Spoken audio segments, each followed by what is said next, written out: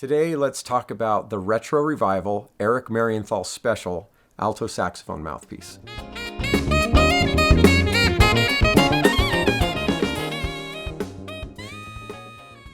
So I've been playing on a Beechler metal bellite for over 30 years. And when Retro Revival came out with the Eric Marienthal Special, I really wanted to give it a try and find out what it was all about. So I just wanted to make a little video of me playing the mouthpiece so you can kind of hear what it's like. Maybe we get a sense of where it fits into the world. You know, is it mostly just a jazz mouthpiece? Does it lean modern fusion? Which, you know, based on the fact that it's an Eric Marienthal Special, it probably definitely does that. And can we even get into the David Sanborn and rock and blues and stuff like that? So why don't we just start with like a little jazz standard.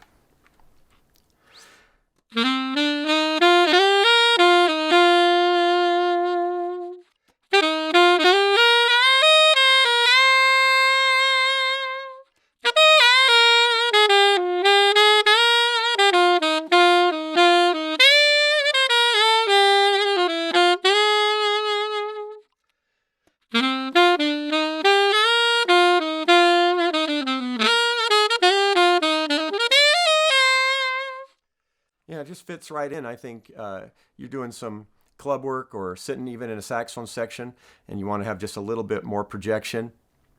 It's a great jazz mouthpiece. And one thing I really do like about the mouthpiece is the profile inside the mouth.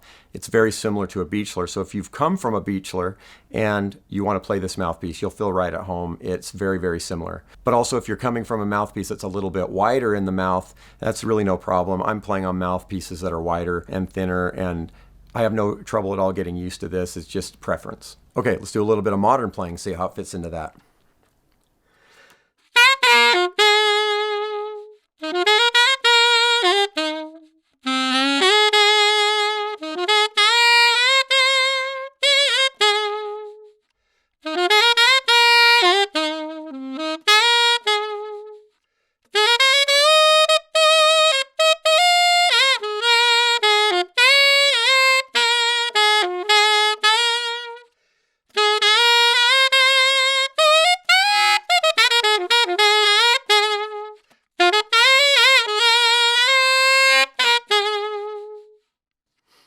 Yeah, so you can get the splits up high fairly easy.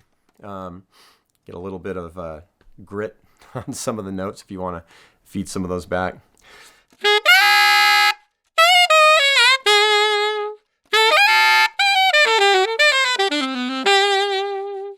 Has a good modern vibe to it. One thing that is really clear about it for that kind of style of playing is how responsive the articulation is. So you get a lot of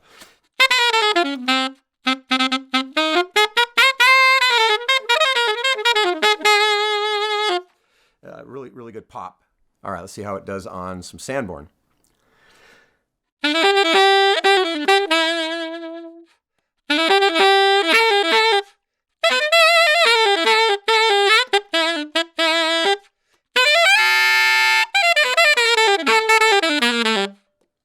Yeah, it handles that style really well. I do think that if I were going to play that style, though, I would opt for the 8-tip opening just so I could get a little bit more air through the mouthpiece. This is a 7, and I thought that was a good compromise if I kind of wanted to be in the middle and kind of go both ways. So I think this mouthpiece pretty much can do just about whatever you want it to do.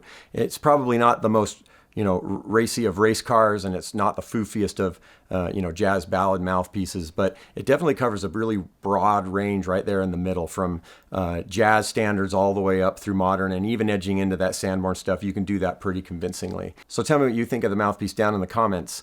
I think Retro Revival has done a very good job, and this is definitely a mouthpiece worth considering.